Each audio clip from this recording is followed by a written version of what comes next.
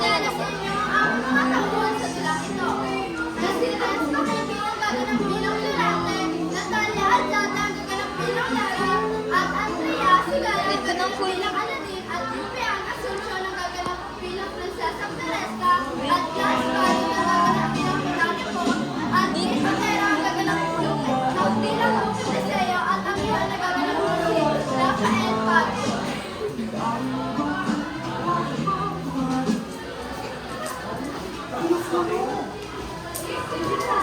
Ma'am, may nanonood sa labas mo.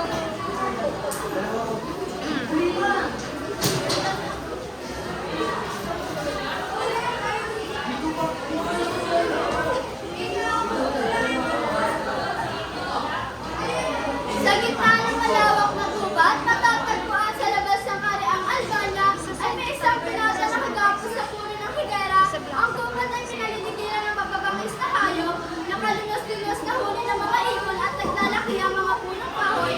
Ang pinada na kagapos sa higera ay si Florante na may ihambing kay Adonis, anak ni Duque Criseo at Prinsesa Teresca na nakakuha taga Albania. Diyos ko, bigyan niyo po ng katarungan ng kasama ang nangyayari sa Albania. Wala ka nang makikita mabuti. Dahil lahat ng gumagawa ng kabutihan ay may parusang kamatayan. Nagipahan na ang kalupitan, karahasan, at pagsasamantala sa kapwa. Wala nang magawa ang mga tao. Nagagawa natin ito ni Conde Adolfo. Dahil sa pag-aangad dyan ng kapangyarihan ng Albania. Ano, naging malupit sa atin ang kapalaran. Nasaan ang katarungan? Ni isa, wala man ang dumami sa akin. Nasaan na, Laura, ang iyong mga sumpa? Nasaan na ang iyong mga pangako? Ba't ngayon ay masaya ka na sa piling ni Conde Adolfo? Bigla na nagbalik sa kulitan ng ibinata ang ilang bahagi na nakalipas.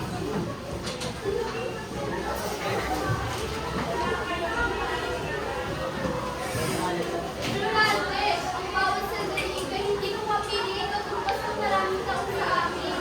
Huwag kang mag-alala, giliw kong Laura. Ang pagmamahal ko sa iyo ay walang mali. Florante, narito ang mga bulaklak upang mapasaya kita.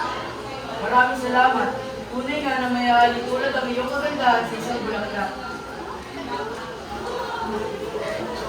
Nagkataon naman na nasa gubat si Aladdin na isang morong taga-Presya na anak ni Sultan Ali-Adab na siyang dahilan kung bakit nasa gitna siya ng gubat.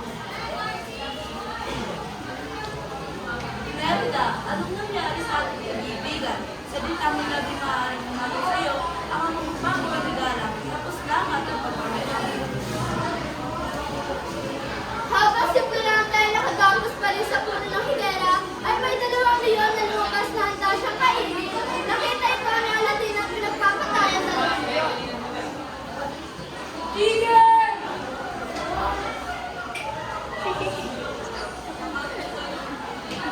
Matapos mapatay na Aladdin ng leon, ginalat niya ang gapos nito at pinalalayan.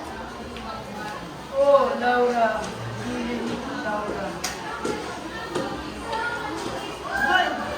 Kay isang moro. Sino ka? Hindi ako makapaniwalang isang moro ang makakapagita sa akin. Oo nga, isang mono. Ngunit ako ay may puso at natin tingin. Hanggang matapos, ikay aking nalagano na. Nakikita ko naman sa iyo na ikay Tagalog. Ako naman ay isang Persiano. Kahit ang bayan ko ang mukha, tapos ang bayan ko, ngunit itapagot. Salamat sa pagkakaligtas sa aking buhay. Kung ako ay hindi mo nailigtas, malamang nasa tiyan na ako ng mga busog na leon. Wala ka naman. Sino ba ba ako?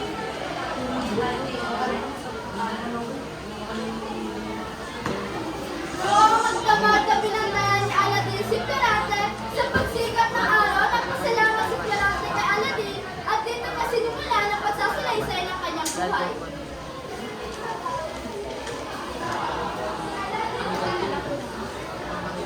Salamat, salamat, salamat sa moro. Sasalaysay ko sa iyo ang aking buhay mula sa aking kamustusan. Ako si Florante, taga-Albania. Ako ay anak nila Duque Criseo at Prinsesa Teresca. Ang aking ina ay anak sa kahariang Totono. Ang aking ama ay tagapayo ng hari na si Haring Lencio, ama ng aking sinisinta na si Laura. Bantog ang aking ama sa karunungan. Noong ako ay gusto ko lamang may isang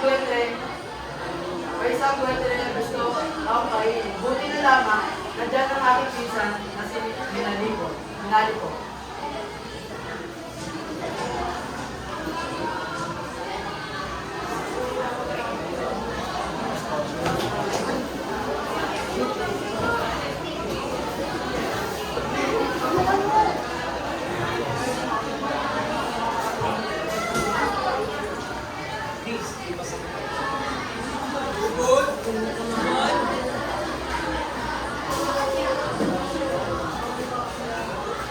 Durante!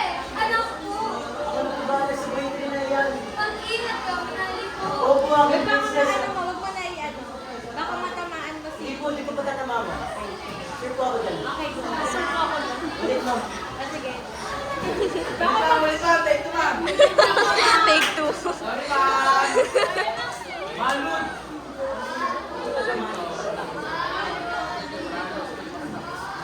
Tataas mo na lang ah. Durante! Anak ko!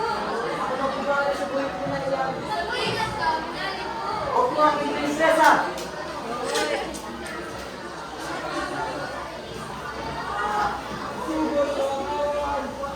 Yung buitre, ibong adama.